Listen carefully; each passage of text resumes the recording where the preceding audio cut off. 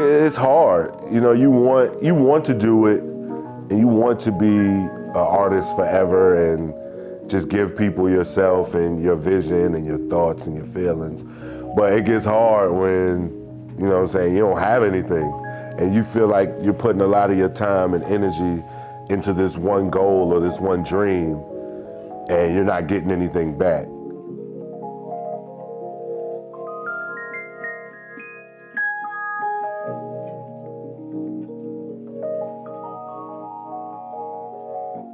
I just have this little bug inside of me that just needs to create something, and you know, having a guitar next to me or in my hands, I can just, in some way, it feels natural.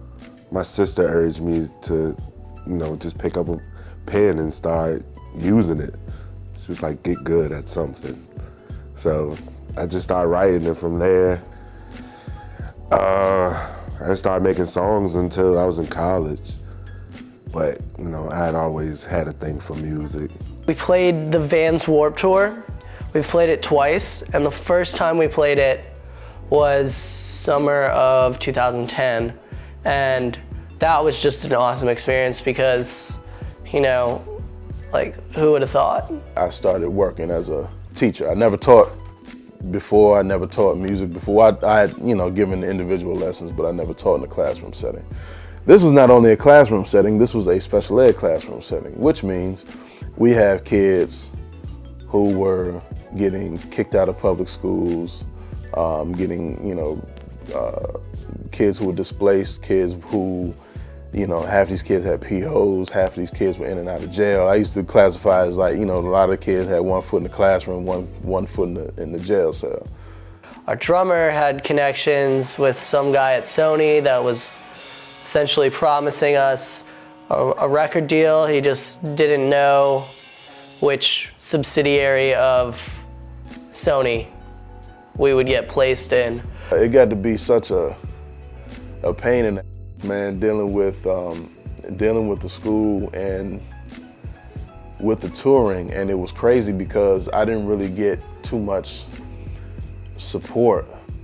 Even if I had the sick hours, they weren't going to pay me sick leave for 2 days in a row. So if I had 10 days of sick leave, if I was out for those 10 days, they would only take 5 and then not pay me the other 5.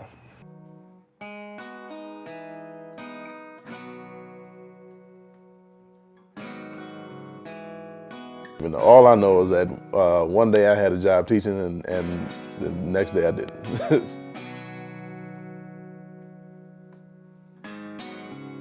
It was like a little knock in the face because we had worked so hard, and you know, it'd been like 2 years coming. We had all these things that were looking up for us. At the same time though, we were also unhappy when it really came down to it.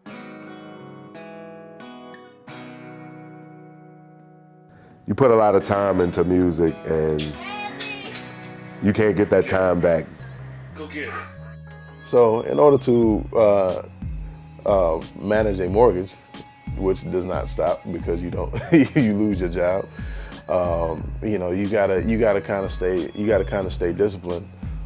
I think a lot of people kind of look for like a magic formula as far as, well, you know, if you got you know, 5,000 followers on Twitter, you should be all right. No. It can be hectic when you got kids and a family. They don't want you out all night doing shows. The balancing act is tough. It's just, you know, it's how bad do you want to do what you want to do? I'm usually up to like 2, 3 in the morning working on music. So my time is like when everybody else is asleep. That's when I got time to like focus on some music and being creative. You gotta suck it up and get a day job sometimes, you know, or some type of hustle, which is why, you know, I'm trying to get these piano lessons started, man, because, you know, that will actually serve as something a little bit more consistent rather than having to deal with janky promoters and Janky promoters. Financially, it's tougher than I would think. In school, it was joyous. I went to class, my parents supported me, I was getting a degree, and I was playing music, all for free, essentially. You get a good run to where, you're out for a couple weeks and, money's coming in, or, you release something and it's, starting out really well.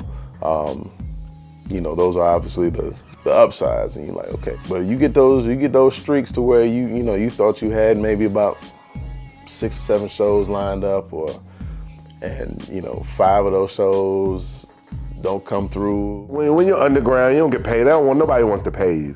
So you end up doing a lot of free shows just to get the exposure. And a couple people from the shows might actually go out and buy a project that you have. Or if you have some projects on you, they'll buy a project from you. But generally, you don't make much money. There's so many different avenues to where folks either just don't want to pay you, period, or it's a monthly hustle. It's a monthly or weekly hustle, and you get a few of those, and those are kind of hit you in the stomach sometimes, to where at least at the school, I was guaranteed a check every other week. But now I'm just serving and bartending at a restaurant in the Richmond area and playing music at the same time. I guess trying to pick up the pieces of Safety with Orange, but at the same time make music in every possible way. Even if I didn't release music or perform, I'd still make music. I'd still be tinkering with something, writing something, just for my own sanity, Do what makes you happy. Do it with the people that you love. Enjoy every second of it. Work your ass off. And when you think you have worked enough, work a little more. I don't think I'll ever be happy, man. I think I'll always be trying to reach and do more.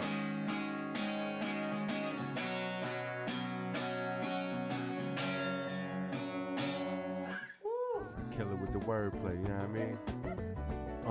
Here we go.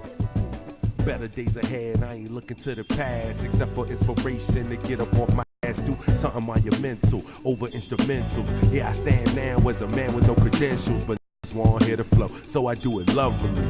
No regard to the rappers right in front of me. I don't see them bitches bang, nah, I ain't listening. JPS, what I'm bumping in my system and giving, and that's the way it's going to the end, Jack. Never gonna follow their trends, whack. Tell them something. Tell them Shaka. Let them know. Yeah, man, we ain't looking at the past, man. KIM, let's go.